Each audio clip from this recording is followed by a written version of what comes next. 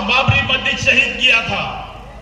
आपको यह भी याद होगा कि बाळासाहेब ठाकरे जी ने बोला था, अगर मेरे शिव सैनिकों ने बाबरी मस्जिद गिराई है तो मुझे गर्व है। और ऐसे लोग हमारे खिलाफ इलेक्शन लड़ रहे हैं, ये कुर्ला विधानसभा से इलेक्शन लड़ रहे हैं।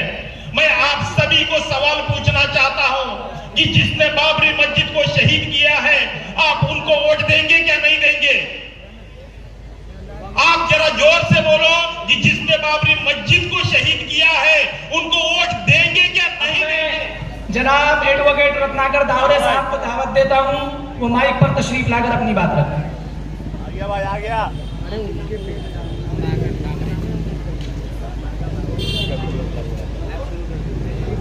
आपका कोई लाइव कर रही है? कौन कर रहा है? विश्वाला शांतीचा संदेश देणारे महाकारुणी तथागत गौतम बुद्ध या महाराष्ट्राचे आराध्य दैवत, बहुजनांचे राजे छत्रपती शिवाजी महाराज,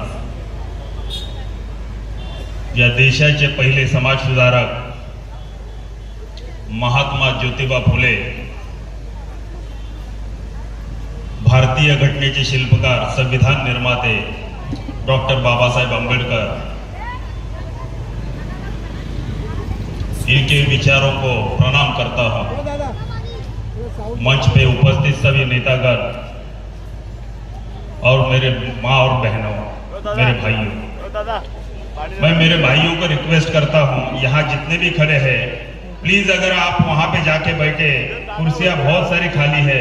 वॉलंटियर्स को मैं रिक्वेस्ट करता हूं कि आप उनको वो कुर्सी पे बिठाने की कोशिश करो। मेरे दोस्तों ये चुनाव का माहौल है। हम ये MIM पार्टी कुर्ला विधानसभा 174 SC रिजर्वेशन है वो लड़ रही है। यहाँ पे हमारी लड़ाई धनुष्य बाण और मशाल के साथ है। धनुष्य बाण भी शिवसेना है, मशाल भी शिवसेना है,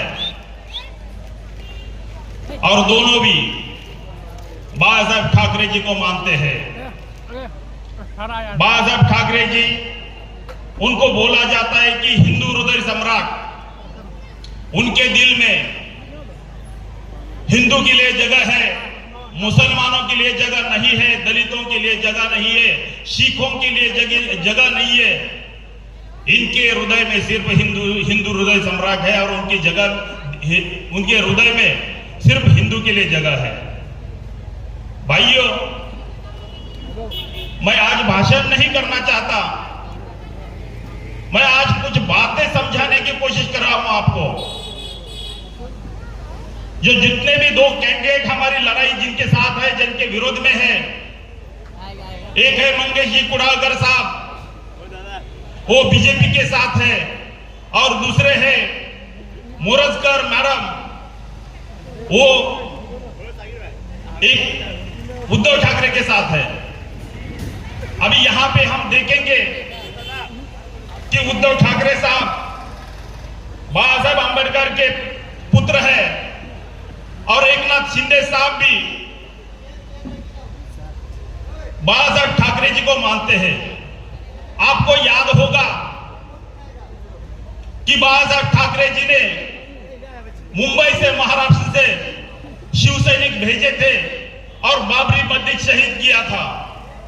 आपको यह भी याद होगा कि बाळासाहेब ठाकरे जी ने बोला था, अगर मेरे शिव सैनिकों ने बाबरी मस्जिद गिराई है तो मुझे गर्व है। और ऐसे लोग हमारे खिलाफ इलेक्शन लड़ रहे हैं, ये कुर्ला विधानसभा से इलेक्शन लड़ रहे हैं। मैं आप सभी को सवाल पूछना चाहता हूं कि जिसने बाबरी मस्जिद को शहीद किया है, आप उनको वोट देंगे क्या नहीं देंगे? आप जरा जोर से बोलो कि जिसने बाबरी मस्जिद को शहीद किया है उनको वोट देंगे क्या नहीं देंगे? नहीं देंगे। मुझे पूरा यकीन है ये दोनों भी उम्मीदवार को आप वोट नहीं देंगे। जो मोरजकर मैडम है वो महाविकास आघाड़ी की मैडम है, ये कांग्रेस वाले अभी आएंगे और वो बोलेंगे कि हम लोग सेक्युलर है, हमको वोट दे दो। मैं आपको बताना चाहता हूं कि उद्धव ठाकरे साहब कभी सेक्युलर नहीं है। उनको कई बार पत्रकारों ने सवाल पूछा आप सेकुलर है क्या नहीं है? उन्होंने एक ही जवाब दिया है, हम हिंदुत्ववादी है लेकिन हमारा हिंदुत्व अलग है। अभी उनका हिंदुत्व क्या अलग है पता नहीं है। नहीं हो रहा है। आज बीजेपी वाले आपको पता है मस्जिद में घुसने की बात कर रहे हैं। नीतीश राणे, आपको यह भी पता है कि नीतीश राणे मस्जिद में घुस के मारने की बात कर रहा है। ऐसे लोगों को आप वोट देंगे? मुझे पूरा यकीन है आप इनको वोट नहीं देंगे मेरे दोस्तों। मनीषा मोरतकर मैडम है, उनके पति मनीष मोरतकर है। मोरतकर बिल्डर, पेशे से बिल्डर है। उन्होंने कम से कम नेहरू नगर में 10 बिल्डिंग बनाई होगी। 10 बिल्डिंग में एक भी मुसलमान को वो फ्लैट नहीं बेच रहे हैं। मुझे पूरा यकीन है अगर ये दोनों में कोई भी चुन के आता है तो हमारी मस्जिद और हमारे बुद्ध विहार सेफ नहीं रहेंगे मेरे दोस्तों। क्योंकि मनीष मोरतकर, उन्होंने जब राज ठाकरे ने ऐलान किया था कि जो भी मस्जिद पे स्पीकर है वो स्पीकर हटाने का ऐलान किया था, तब यही मनीष मोरतकर नेहरू नगर पुलिस स्टेशन में जाके कंप्लेंट किया था और पुलिस स्टेशन को बोला था कि जितने भी मस्जिद है उनके लाउड स्पीकर हटा दो। अगर ये चुन के आते हैं, मैं पूरा यकीन देता हूं आपको, अगर मोरतकर चुन के आते हैं तो आपके मस्जिद पे ये लाउड स्पीकर है वो लगने नहीं देंगे, मुझे पूरा यकीन है। मैं आपको क्यों समझाने की कोशिश कर रहा हूं? मैं तो मुसलमान नहीं हूं, मैं बुद्धिस्ट हूं, मैं दलित हूं, लेकिन उसके बावजूद मैं इसीलिए समझाने की कोशिश कर रहा हूं आपको। आज आपकी मस्जिदों को टारगेट किया जा रहा है, कल हमारे बुद्ध विहार को टारगेट किया जाएगा। आज आपको बचा, आप खुद बचेंगे तो फिर हम भी बचेंगे। हमारी लड़ाई सिर्फ इलेक्शन नहीं है, हमारी लड़ाई सिर्फ इलेक्शन तक नहीं है, हमारी लड़ाई हमारे मस्जिद, मदरसे, बुद्ध विहार बचाने के लिए हमारी लड़ाई है। मुझे पूरा यकीन है दोस्तों, मुझे पूरा यकीन है दोस्तों कि जो भी मोरतकर है उनके मन में मुसलमानों के खिलाफ जहर भरा है। क्योंकि उनके जो आप बॉडी लैंग्वेज देखेंगे, उनके जो भी बयान है वो बयान यूट्यूब पे निकाल के देखेंगे या उनके जो बयान है वो जो भी न्यूज चैनल को बयान दिए हैं वो देखेंगे तो आपको यकीन आएगा कि ये पूरा मुस्लिम विरोधी है। अगर ये मुस्लिम विरोधी है, वो मुसलमानों को फ्लैट नहीं बेचना चाहता है, तो फिर ऐसे उम्मीदवार को मुझे पूरा यकीन है आप वोट नहीं देंगे मेरे दोस्तों।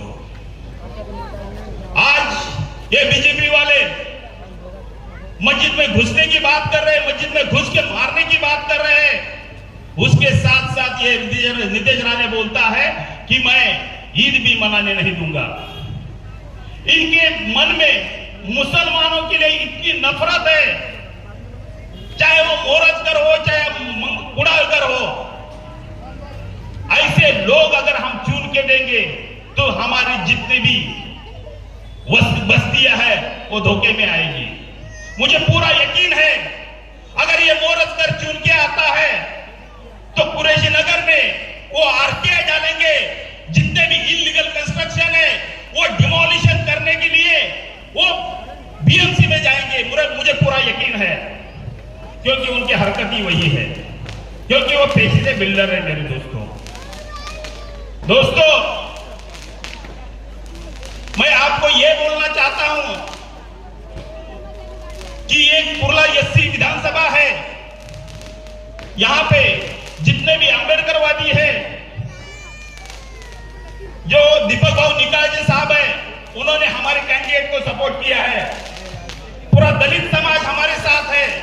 उसके साथ साथ बहुत सारे लोगों की ये मेंटेलिटी हो गई है, मुसलमानों की ये मेंटेलिटी हो गई, अरे हम इनको वोट डालेंगे तो हमारा वोट बर्बाद हो जाएगा। मैं आपके इंफॉर्मेशन के लिए, आपके नॉलेज के लिए ये बताना चाहता हूं कि मुसलमानों का वोट इस विधानसभा में 1,20,000 वोट है। अगर 1,20,000 मुसलमान, अगर 1,20,000 मुसलमान अगर वो वोट का सही इस्तेमाल करेंगे तो फिर वो उनका एमएलए चुना के लेके आ सकते हैं मेरे दोस्तों। हमें दूसरे किसी भी वोट की जरूरत नहीं है, लेकिन हम लोग की वोटिंग के लिए उतरते नहीं है। आज अभी योगी ने बोला था बटेंगे तो कटेंगे। अभी मेरी ये समझ में नहीं आ रहा है कि वो धमकी दे रहा है क्या उनको इकट्ठा करने की कोशिश कर रहा है। अरे हिंदू जो 85% है वो एक होने की कोशिश कर रहा है, लेकिन हम माइनॉरिटी है और माइनॉरिटी होने के बावजूद हम सोचते हैं कि हम किसको वोट दें। अरे कोई हिंदू कैंडिडेट खड़ा होता है तो डेफिनेटली वो हिंदू को ही वोट करता है। आज आपकी पसंदीदा उम्मीदवार आसमा शेख को दिया है। आज इस कुर्ला विधानसभा में एक ही मुस्लिम उम्मीदवार है और आप सब 1,20,000 मुसलमान अगर तय करेंगे और एक ही अपने कैंडिडेट को वोट देंगे तो दूसरे वोट की जरूरत नहीं। 100% मैं बोलता हूं कि आसमा शेख जीत सकते हैं यहां से। बाकी पार्टियां बीजेपी वाले सोचते हैं कि हमारा हिंदू वोट बटना नहीं चाहिए। वो हिंदू वोट इकट्ठा करने की कोशिश कर रहे हैं, वो हिंदू वोट बांटना नहीं चाहते हैं। लेकिन अगर हमारे मुसलमानों और दलितों को पूछेंगे कि आप वोट किसको देंगे तो फिर वो बोलते हैं कि हमने सोचा नहीं है, हमारे पास ऑप्शन है, हम इसको देंगे, उसको देंगे, इसको देंगे। अरे तुम्हारे पास अच्छा ऑप्शन होने के बावजूद आप सोचते क्यों हो? आपको किस बात का डर लगता है कि आप अगर एक ही कैंडिडेट को सब लोग वोट देंगे तो आपका वोट वेस्ट हो जाएगा? ऐसा क्यों लगता है आपको? अगर आप 1,20,000 मुसलमान इस कुर्ला विधानसभा में है, अगर तय करते हैं तो फिर आपका ही एमएलए होगा और जो आपका एमएलए होगा वो आपके सुख दुख में आपके साथ खड़ा होगा। मेरे दोस्तों, ये मंगेश कुड़ाकर साहब है, उसके साथ साथ ये मोरजकर साहब है, ये मोरजकर मैडम है। इसके पहले इलेक्शन के पहले वो कितने बार कुरैशी नगर में आए? आप बताओ मेरे को, कितने बार ये लोग कुरैशी नगर में आए? मुझे नहीं लगता है कि एक बार भी वो कुरैशी नगर आए होंगे। ये इलेक्शन के वक्त ही कुरैशी नगर क्यों आते हैं? अरे उसके पहले ही कुरैशी नगर में जो भी हादसा होता है, जो भी तकलीफें आती है, ये कुरैशी नगर में पानी की समस्या है। पानी की समस्या है ना मेरे को? पानी की समस्या है ना? ये पानी की समस्या है, उसके लिए कोई मंगेश कुड़ाकर नहीं आया है, उसके लिए कोई मोरजकर नहीं आया है, उसके लिए आंदोलन करने का काम हम लोग करते हैं। हमारी तकलीफ कितनी भी हो, हम लोग हमारी तकलीफ उनके पास लेके जाते हैं तो सीधा बोलते हैं कि आप हमको वोट नहीं डालते इसलिए हम आपका काम नहीं कर सकते हैं। और अभी ये कुरैशी नगर में घूम रहे हैं, कुर्ला वेस्ट में LIG MIG में घूम रहे हैं और वो बोल रहे हैं आज हमदर्दी जताने का काम कर रहे हैं। मेरे दोस्तों, ये मगरमच्छ के आंसू है। उनके दिल में मुसलमानों के लिए जरा भी रहम नहीं है। उनके मन में मुसलमानों के लिए सिर्फ और सिर्फ नफरत है। मेरे दोस्तों, मैं आपको डॉक्यूमेंट्री प्रूफ दे सकता हूं। डॉक्यूमेंट्री प्रूफ का मतलब होता है कि जो पुलिस स्टेशन में मोरजकर साहब ने जो कंप्लेंट डाली है उसकी कॉपी मैं आपको दिखा सकता हूं और मैं आपको दे सकता हूं। उन्होंने कंप्लेंट डाला था कि कुर्ला विधानसभा में जितने भी मस्जिद है उनके ऊपर जो भी स्पीकर लगे हैं वो स्पीकर निकालने के लिए उन्होंने कंप्लेंट दी थी। मेरे दोस्तों, इलेक्शन 5 साल के बाद आता है। आप आपके वोट का सही इस्तेमाल करना चाहिए। अगर आप सही इस्तेमाल नहीं करोगे तो 5 साल के लिए आपको पछताना होगा। अगर आपकी एक गलती 5 साल तक आपको वो गलती का एहसास होगा। आप गलती ना करें, आप गलती मत करो। आपको दूसरे वोट की जरूरत नहीं है। अपने मुसलमान भाइयों को, बहनों को, पड़ोसियों को, साथियों को आप बताओ, आप उनको कॉन्फिडेंस दो कि अगर कोई भी वोट नहीं डालेगा तो भी हम लोग जीत सकते हैं। लेकिन आप एक हो जाओ, दलित और मुसलमान एक हो जाओ, दलित और मुसलमान एक हो जाएंगे तो फिर यहां पे किसी की जरूरत नहीं अपने को। आज आसमा शेख यहां की उम्मीदवार है, यहां से इलेक्शन लड़ने जा रही है, उनकी निशानी पतंग है। आसमा शेख एक बहुत डैशिंग लेडी है, वो खुद पेशे से वकील है, मैं भी एक वकील हूं। आपको एक शिक्षित एक उम्मीदवार दिया है, आप अपने वोट का सही इस्तेमाल करके पतंग पे वोट डालो और आसमा शेख को भारी मतों से जिताने की कोशिश करो। मैं अभी एक नारा देता हूं,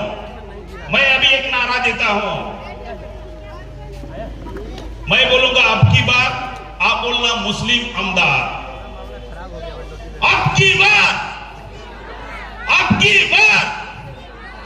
मुस्लिम आमदार यहां पे मिलेगा आपको, आपका हमदर्द, आपका दुख समझने वाला आमदार मिलेगा आपको।